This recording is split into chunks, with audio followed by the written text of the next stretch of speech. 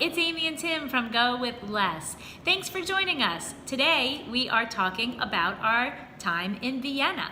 Vienna was the third of 6 huge European cities we visited this summer, and we're gonna share all the dirt about Vienna.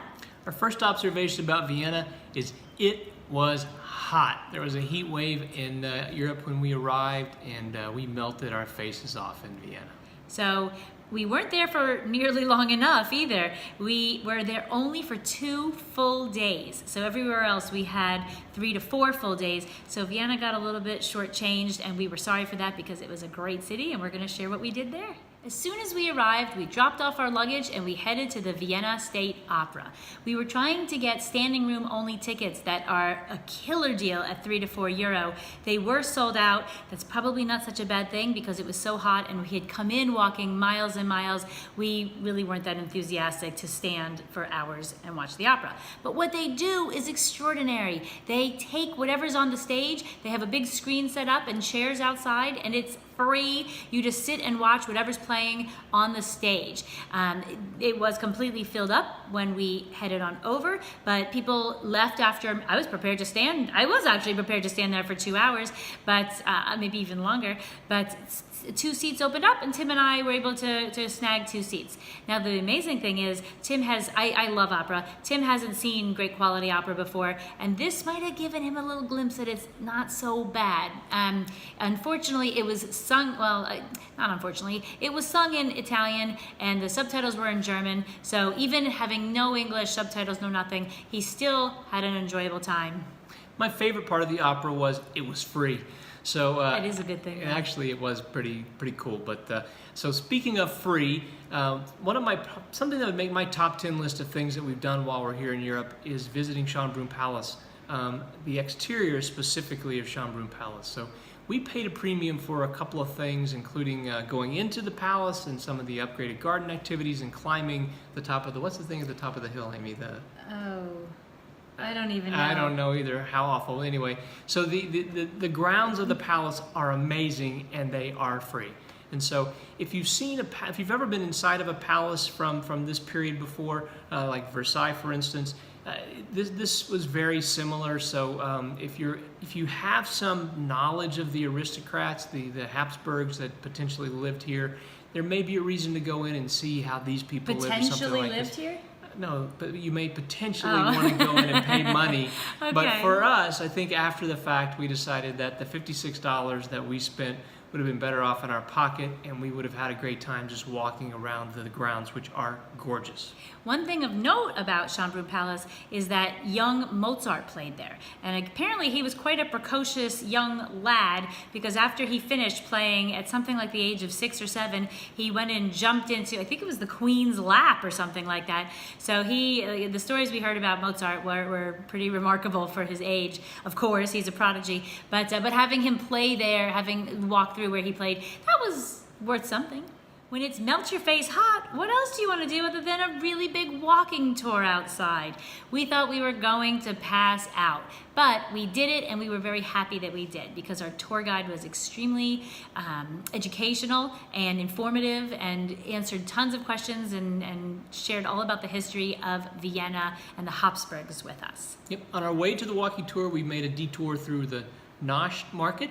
I'm sure I'm mispronouncing that, but this was where they had prepared food as well as vegetable stands and flowers and things like that. It was interesting to walk through. They did have spices, and so the only thing we bought there was a lunch, which was meh. And this was an experience that I think it's worthy of 30 minutes of detour just to walk through. But it seemed like the food stands were pretty much the same thing repeated over and over again in the market. So if you're going to go buy spices, I think this would be a great place to go. Or if you're going to buy some tea or flowers, potentially this would be a great place to go. But if you're going to go eat, you're probably not going to get the best food at the Nosh market.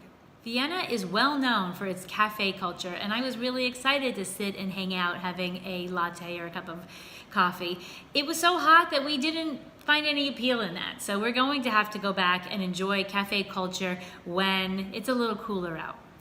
Something else that Vienna is well known for is Wiener Schnitzel, and so the place to have Wiener Schnitzel is Figmüller-Barkerstrasse. How do you say that, Amy? I'll go with that. I don't know. I think that's close. So it's like the original place that came up with Wiener Schnitzel. That's right. So we wanted. It's very touristy. It is very touristy. And so we had a meal there we each had a serving of Wiener Schnitzel. One was veal, one was pork. And so salad and a glass of wine and a beer. And so for that it was $74. Which isn't so crazy, but we're budget travelers, and for us it was kind of crazy for us. That's exactly right. And so later in the week, or later, like 2 days later, we had chicken schnitzel at a place called Mr. Schnitzel, and we paid just $5, and it was kind of tasted the same. Yeah. So the touristy place, I don't even know how we got roped into that. So we had like a regular tourist, as budget travelers, we try not to do the things that tourists always do unless it makes sense. And so sometimes it makes sense. We did it, and it didn't make sense with the Schonbrunn Palace. It didn't make sense with the fancy Wiener Schnitzel place. We would have had just as fine a time doing the outside of the Schonbrunn Gardens for free and having the Wiener Schnitzel for $5. We would have been just as happy, and we would have had like $130 more in our pocket. Other than the Mr. Schnitzel, there was a notable food stop that we made, and it came courtesy of our friends who had just visited, and it was on the grounds of Schonbrunn Palace. It is called the Landmann Jansen Station. Not really off the tip of your tongue name of a restaurant, but it was really notable. Until that time, we had been in Krakow and Budapest. We really hadn't seen much in the way of vegetables, and so when we got to this little spot, it was like a garden oasis. It started to rain. It was very peaceful and beautiful. They had jar salads that were really picturesque. It was like an Instagram kind of a restaurant, and I really enjoyed it. They had these nice charcuterie plates with salamis and cured meats. They had cheese plates, and so we had a really nice lunch there after our day at Schonbrunn, and that was something that I actually have really nice memories of that little spot. So after schnitzel for dinner most nights, we would have breakfast at the grocery store, which was right next to our hotel. That was Lidl. This was our first introduction to Lidl. Lidl is a discount chain of grocers that seems to be all over Europe, and we are in love with Lidl. What we would have every morning is we would get a croissant, some yogurt, and some fruit, and that was our breakfast, and it was very affordable. And we'd eat it in our room.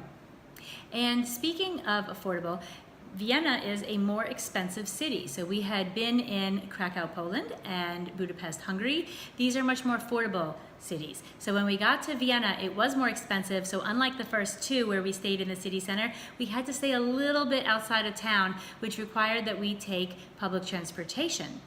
Yeah, public transportation was incredibly easy throughout the city, and it was affordable, so it was easy to get around throughout the city. So there were subways and trains and buses, and you name it, it was easy to get around. Also, staying outside of town a little bit wasn't a problem, other than we had a little bit of a walk to the subway to get downtown. And so being as hot as it was, that was a little uncomfortable. But other than that, public transportation was perfect. Yes. Safety is something else we wanted to discuss. So we felt safe wherever we were, whether we were in the core of the city or out in our little suburb. It felt perfectly safe at all. We felt perfectly safe at all times. And then we also wanted to discuss the language. So German is the language that's spoken in Austria. And it seemed like in Austria versus the prior two cities we visited, that was Budapest and Krakow, there was less English in Vienna than there was English spoken in Budapest or Krakow. And so Amy and I have this theory about cities where they don't have a need to speak English, there's going to be less English there. So if you're going to a tourist city and there not many people in the world speak Hungarian, so there's almost a requirement that English is spoken in Hungary if you want to have tourists coming to Hungary. So we like the difference. We don't mind people not speaking English. This is just an observation that we like to make in various places. And in Vienna, there wasn't as much English as you might expect. But we didn't have any problem, that being said. No problem. And again, we never expect anybody outside of America, unless it's an English-speaking place, to speak English. So we always want to put that out there. Yeah. Thank you for watching. If you liked today's video, please give us a thumbs up. Subscribe below. If you comment, I'll respond to each one of them. And if you know anybody who's heading to Europe or Vienna or Austria, please send them this video. We would appreciate it. And we're coming back tomorrow with Prague. Thank you.